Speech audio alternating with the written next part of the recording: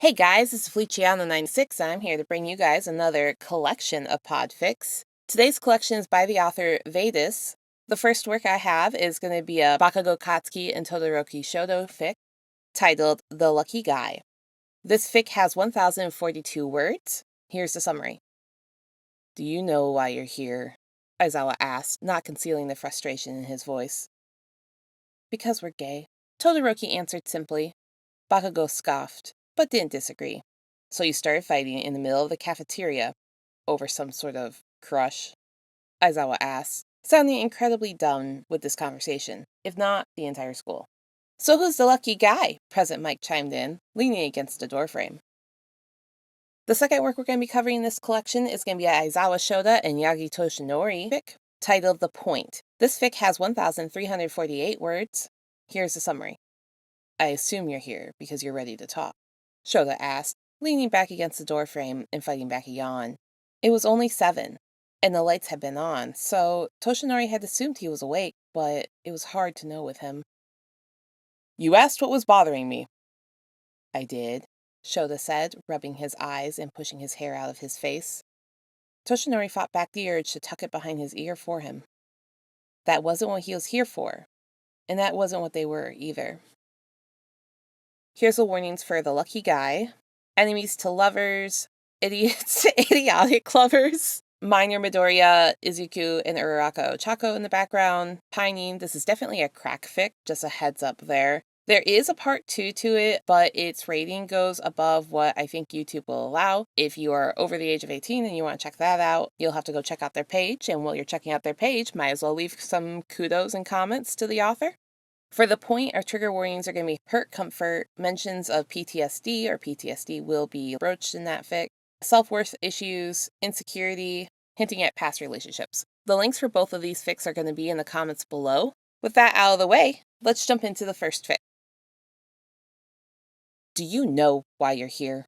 Aizawa asked, not concealing the frustration in his voice. Because we're gay. Todoroki answered simply. Bakugou scoffed, but didn't disagree.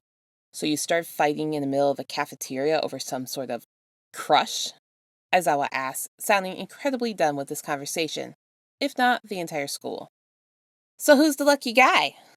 Present Mike chimed in, leaning against the doorframe.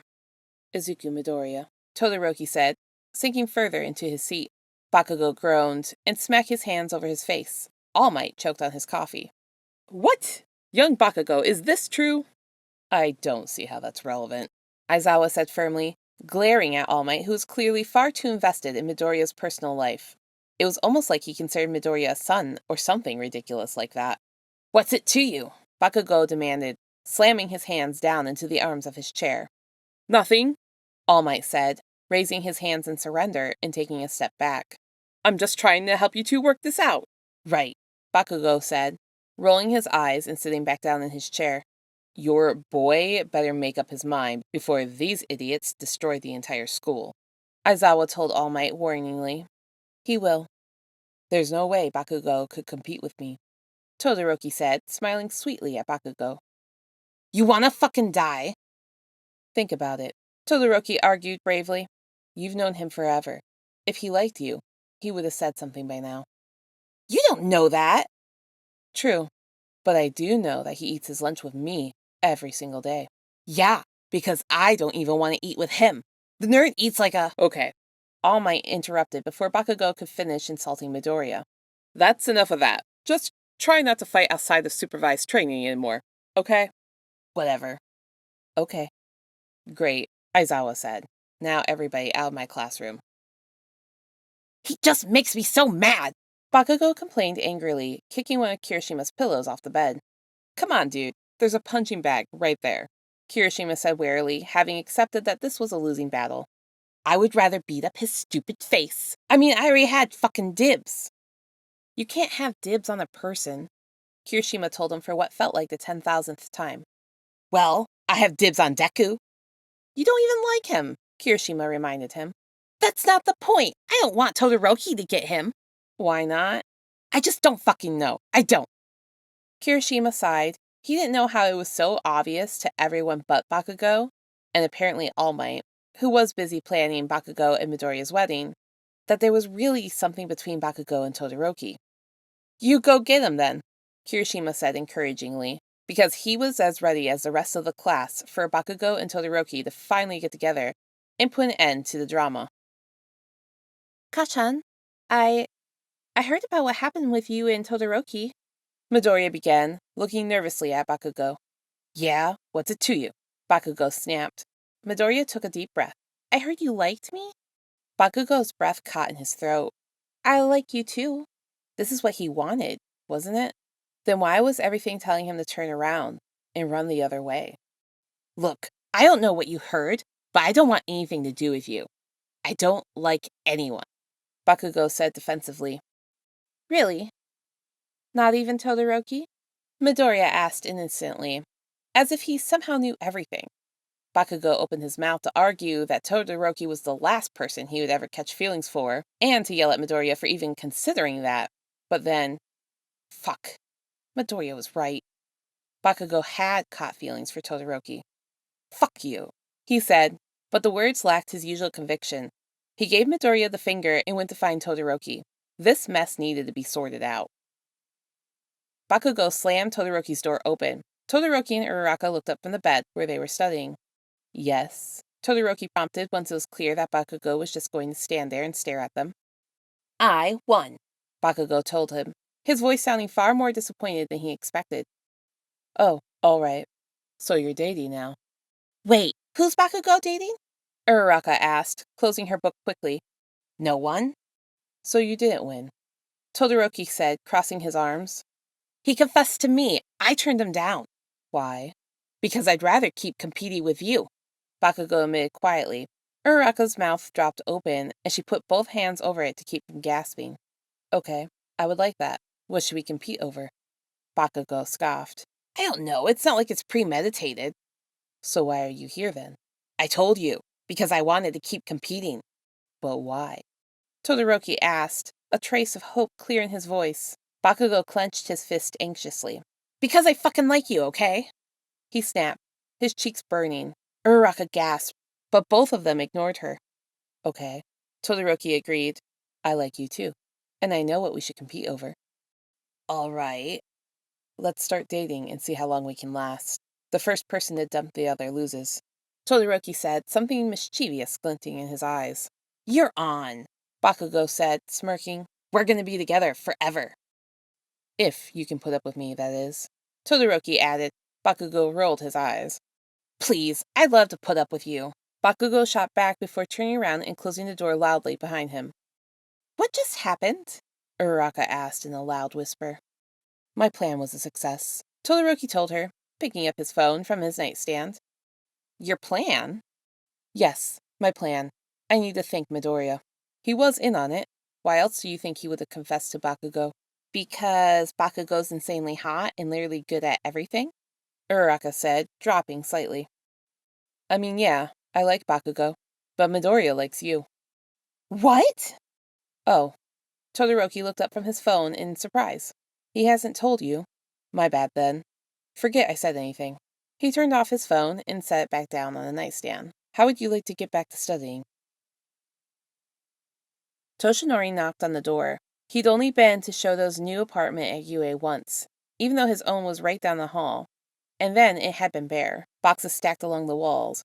Shouta said he had gotten rid of his studio, and that he just preferred to keep his belongings light. Aside from the 4 cat trees, of course. I assume you're here because you're ready to talk? Shouta asked, leaning back against the doorframe, fighting back a yawn. It was only 7 and the lights had been on, so Toshinori had assumed he was awake. But it was hard to know with him. You asked what was bothering me. I did, Shouta said, rubbing his eyes, pushing his hair out of his face. Toshinori fought back the urge to tuck it behind his ear for him. That wasn't what he was here for, and that wasn't what they were either. It's young Midoriya. I've been losing sleep worrying about him. Toshinori had apologized to Inko on his hands and knees, swearing that he could be everything Izuku needed, even though he knew it wasn't true. That he would fall short like he always had. Izuku was the one he wanted to protect more than anyone. But the truth was that there was nothing anyone could do to keep him from throwing himself in danger. And Toshinori understood, because of course he did. He understood what it was like to want to save people, to want to prove yourself, to feel useless. He understood what it was like growing up quirkless and to inherit a power that would never just be yours. So he understood why Izuku put everyone before himself. He was a hypocrite for telling Izuku to stop sacrificing himself, but he done it anyway. He couldn't bear the thought of watching Izuku, who he loved the way he imagined a father loved a son, destroy himself like Toshinori had. He's safe now, Shouta said, crossing his arms over his chest, his shoulders stiffening slightly, because no matter how stoic he tried to be, Shota's body carried just as much trauma as Toshinori's did. The school's alarms would go off if he tried to sneak out at night. It's not just him. It's also young Bakugou. I heard he's been having nightmares. Katsuki Bakugou, who was so young and so full of potential, had crumbled in his arms and sobbed. And Yagi had known that nothing he could possibly say would ever be enough to fix what had been broken inside of him. The nightmares would improve with enough therapy and the right medication, but they would never really be gone. He knew that all too well from his own dreams.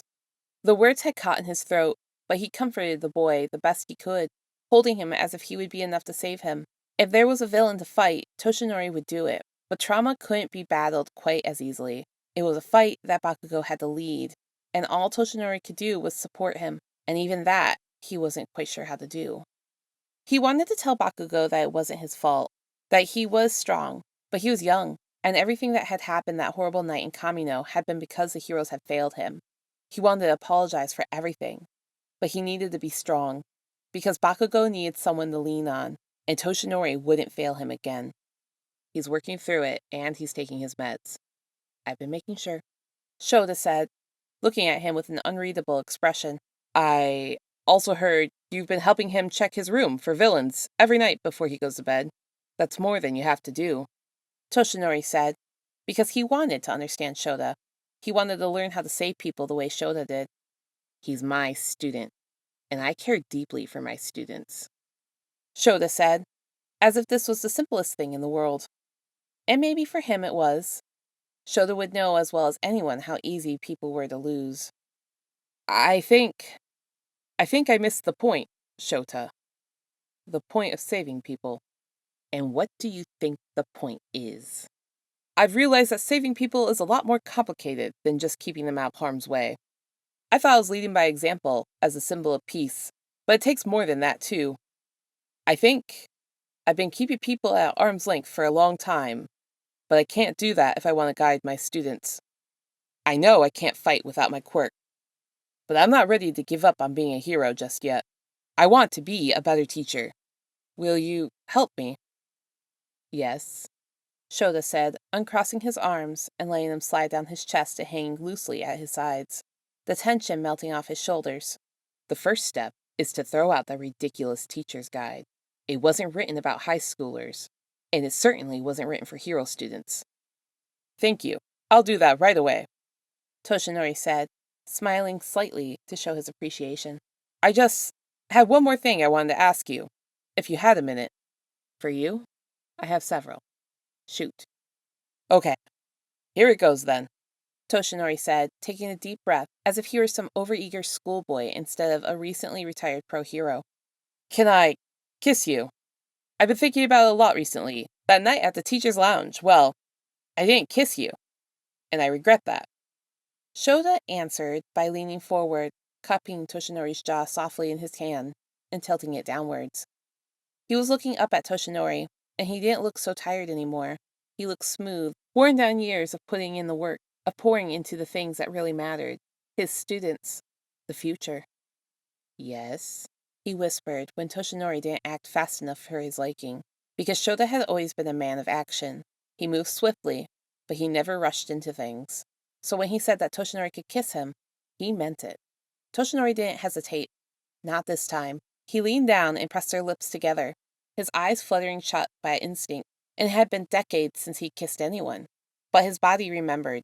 It moved cautiously closer, closing the distance between them until he could feel Shota's warmth through their shirts. For the first time since Bakugou had been kidnapped, he wasn't cold anymore. They pulled apart slowly, opening their eyes and looking curiously across the distance at each other. Toshinori didn't know what this meant yet, and he knew Shouta didn't either, but he also knew that they would figure it out. They had already been through this much together. Their bond was too strong to be broken by a kiss. If anything, It had made them make more sense than they had before. I was waiting for that, Shouta said, but he wasn't frustrated or impatient. He was smiling. Would you like to come in for coffee? I would. Thank you, Toshinori said, smiling back. He remembered a time when he was younger, when being invited in for coffee rarely even included coffee. But that was then, and this was now. Tonight, there was nothing he would enjoy more in the entire world than to sit and drink a cup of coffee while talking with Shouta Aizawa, who he had loved for a long time now. So Shouta opened the door wider, and Toshinori walked through it and into the soft golden glow of Shota's multiple dimly lit table lamps. There was a cat sleeping on the windowsill, another on the couch, and a third on the coffee table. But Toshinori was perfectly happy to hold his coffee himself. For the first time, and longer than he would like to admit, Toshinori was perfectly happy. Thank you guys so much for listening to those, and I think that is like the best way to get Katsuki Bakugou to admit that he has feelings for you, like in the little scenes going back and forth, and just everybody knows what's going on, except for Yagi, who's just like, oh, they like each other. I'll help Midoriya. And he's so wholesome in his like quest to support Izuku. And then we have the other one, and I really liked how that relationship between Toshinori and Shouta is built up in that fic. Toshinori is coming to Shouta in a vulnerable moment. He doesn't know what to do as a teacher, as a mentor. He really struggles with that, and he struggles with seeing his students suffer. So for him to go and suck up his pride and go talk to Shouta shows Shouta that he's serious about taking care of Shota's kids. And ultimately, that's the way to that man's heart. You show him that you're going to take care of his students, his kids, and he's going to open up to you. He's going to take you seriously. And it was like in that moment when Yagi's like, what do I do? And Shota's like, this is what they need from you. Both of these were really good. Please go give some kudos to the author. They did a great job on writing these. With that being said, I'll catch you guys in the next video.